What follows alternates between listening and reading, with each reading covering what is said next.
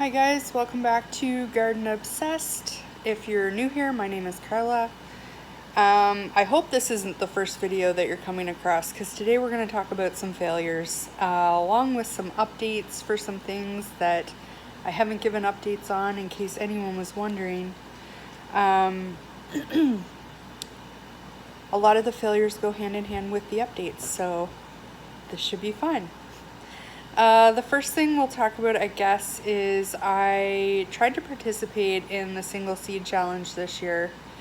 I planted one Fidalgo Roxa pepper, it sprouted, it started growing, and I don't know if I did something to it or if there was maybe something wrong with the seed, but it was stunted big time, and it just kept, I don't know what to call it other than maybe rosetting. Like, it just never grew. Like, it was definitely, there was something going on, and I never figured out what it was.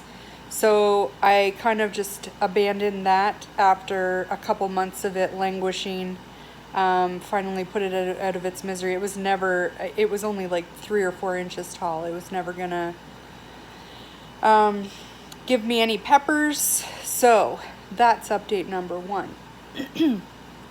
Update number 2, and I will take you outside and show you the plants, is about the cannabis seedlings that I started in the Aerogarden. Not a total failure, but we did have a couple casualties. So I think originally I started 6 seeds. 3 of them were White Widow.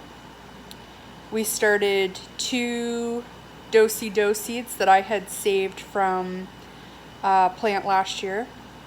And we started 1, I don't know what variety it was, but it was from a package that I had ordered of like indoor dwarf varieties that I thought I could grow on and leave in the Aerogarden. So the seedlings that the Aerogarden produced were amazing. They were nice and strong and healthy. But we did have 2 casualties before we got to the seedling stage. So we had gone on vacation, or like, I think it was Easter, and we had gone to visit Jarrett's family or something.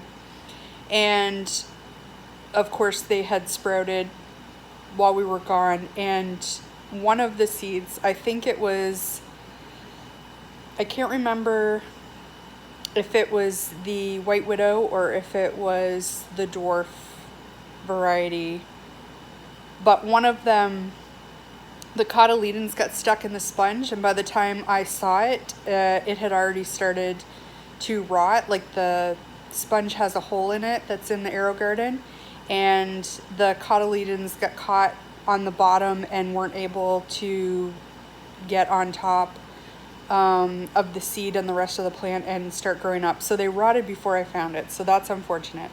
The other casualty we had, it actually sprouted and had damping off, and I don't know what caused it. Maybe the hole in that sponge was a little too deep or deeper than the others or something. But unfortunately, one of those 2 casualties was White Widow, and the other one was the plant that I had planned on growing in the Aerogarden. So that didn't happen, but I am going to revisit that this winter. So that left us with 4 seedlings, 2 White Widow and 2 do-si-do. We did have another casualty. I had thought that there was a high likelihood that both of my do-si-do seedlings would be feminized because it came from a female plant. One of them turned out to be male, so I called that plant as soon as I could tell, and it was a while, like the male flowers started to develop long before, like, I mean a month before my female plants even started showing signs of flowering, but it just was growing differently. I think you would be able to weed out a male pretty easily before it flowers. No, like, having seen it now, I've always bought feminized seeds, so I've never grown a male plant. And having seen it now, I think I would recognize it a lot earlier than I did this time. Not that that's a big deal. I still had 3 plants. That's still plenty for us to grow. I mean, we still have like cannabis in the freezer from 2019, so we're gonna be fine.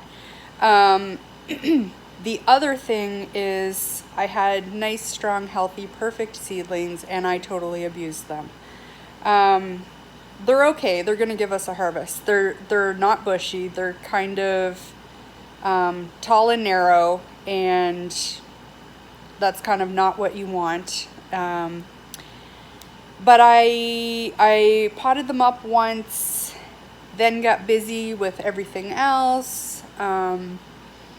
Our work is very busy in the spring. I have a 2-hour commute, and I just didn't have energy for everything going on all at once. I also took on the community garden this year, and Jarrett has been super helpful. He's helped me a lot, but I didn't take as good of care of things as I should have and I could have. So it missed getting potted up twice. The second time, finally, Jarrett took it into his own hands, and he was like, where's the pots and the soil? I'm going to get these in the ground. Those are the only plants he cares about. So it is what it is. But I will take you out and give you a look. Here they are, languishing by the front door here. This one is at least 4.5 feet. These 2 are probably 2 feet. They're starting to flower. You can see there. So we'll have a little harvest. These 2, the shorter ones, are the White Widow, and this is the Do-si-do. So takeaway, get them potted up in plenty of time and on time, and maybe throw them some more fertilizer than I did. They got like a slow release all-purpose each time they were potted up, which was like 2 or 3 times, and it was a little later than it should have been, but some good liquid nutrients probably would have done them a few favors, and we'd have much more robust, healthy plants. But anyway, it is what it is. So that's the cannabis update.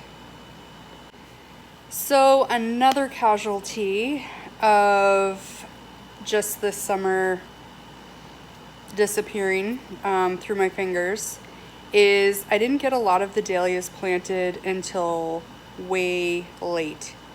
So, I mean, I still have a few that are in pots on the front deck, and it's like, the last week of August. It's mostly like doubles and things, but I don't know. I have a few flowering for sure. And I know some of them are gonna have healthy tubers. They're nice, strong plants, but I don't know if I gave myself a big enough window for all of them to produce tubers, and that's super sad. There just wasn't enough energy and time in a day. And we'll just keep our fingers crossed for a very, very late frost this year. And I may go to some extraordinary measures to give them a little help with the frost, to see if I can squeeze out a couple extra weeks with them in the ground. Because I don't know if you're familiar with dahlias, they need 120 days roughly in the ground in order to produce tubers. So fingers crossed, keep me in your thoughts. Those dahlias need some well wishes. So along with everything else that didn't get done this year, I only ever got the 2 soil samples that you guys saw me take in that soil sampling video are the only 2 that got taken. I had meant to take 2 more, one in the lawn and one in a different area where I had grown, what did I grow there last year? I don't even remember, but I have some dahlias and some flowers planted over there this year. Actually, I had flowers planted there last year. It was the cut flower garden last year. So I wish I had gotten those taken. You can take soil samples any time of year. I may take a couple this fall of those 2 areas, but I was shocked by the results. I realized I never shared that. In the raised beds, so I took a composite sample, so it was from all of them. It's a mixture of compost, old potting, mix from old pots, new potting mix, and I had ordered 6 or 7 yards of soil a couple years ago when I built the majority of the beds. That was supposed to be a garden mix, so it was a garden topsoil mixed with compost as well.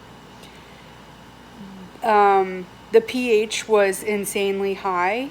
I was shocked. It was 7.3 or 7.4, something like that. And here in the Maritimes, like in Nova Scotia, we have very acidic soils. Like if you're not amending like your lawn or a field or whatever, it's not uncommon to have pHs down 5 point something.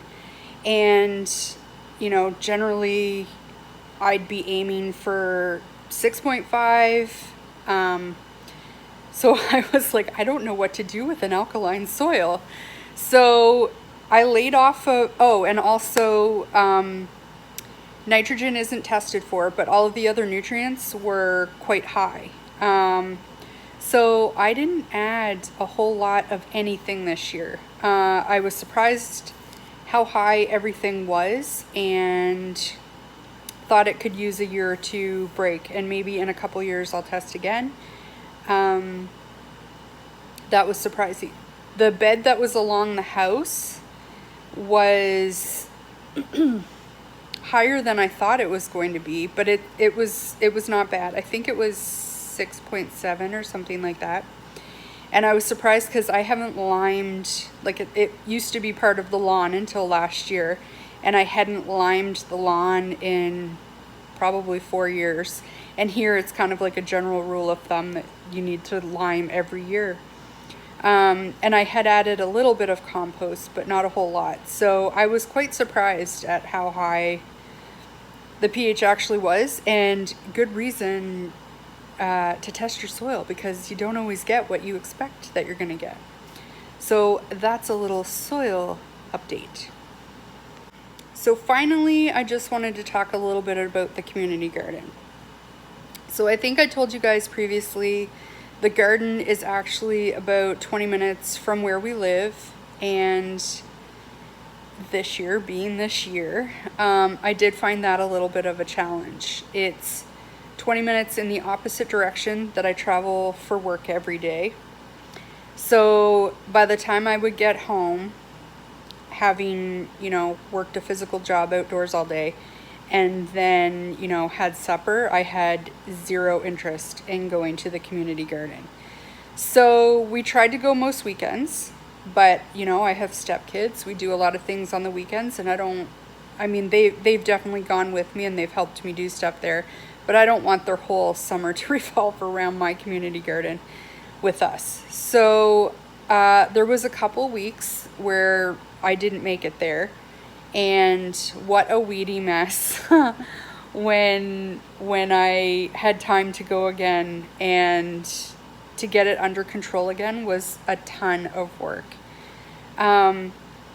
So I'm not opposed to doing it again next year, but I think if I do it, I need to make the commitment that I have to be there at least once every week just to keep the weeds under control.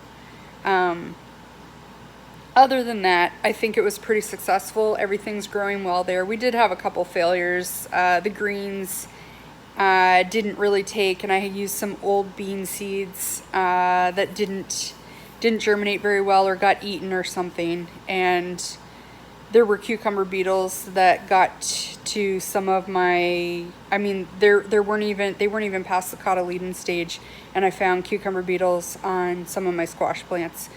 So I think next year, I wanted it to be easy this year, and other than the dahlias, I planted everything by seed. Oh, well, I guess the tomatoes and the peppers I started as well, but everything else was started from seed.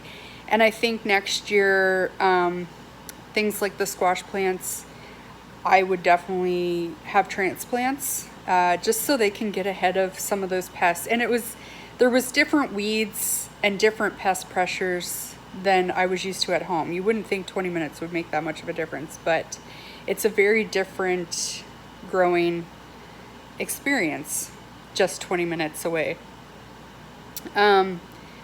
So other than those, I think it was actually really successful. The onions are growing really well for me anyway. They're still small, but they're by far larger than any onion I've ever grown before. And the peppers and the tomatoes seem to love it there. My tomatoes at home this year are actually kind of struggling. I have all of the heirloom tomatoes at home and all of the paste tomatoes and some determinate varieties at the community garden. And the ones here at home are suffering disease way more than normal and earlier. I don't know if it's because it probably is. We've had a lot of hot, humid weather this year. We've had a couple of heat waves that have been quite lengthy for us. Like we usually get like maybe a week in late July, early August where we'll get 30 plus degrees Celsius days for a few days in a row, and it's quite humid, but we've had like 4 weeks of it this year. So I think that's probably hurting the tomatoes. And out on the marsh, there's a lot more airflow. There's no trees around or anything, so they're probably, and I did prune them, so I pruned them here too, but we're in a suburban area, but we're surrounded by trees and there's not nearly as much airflow. So I don't know if that's what's going on with them.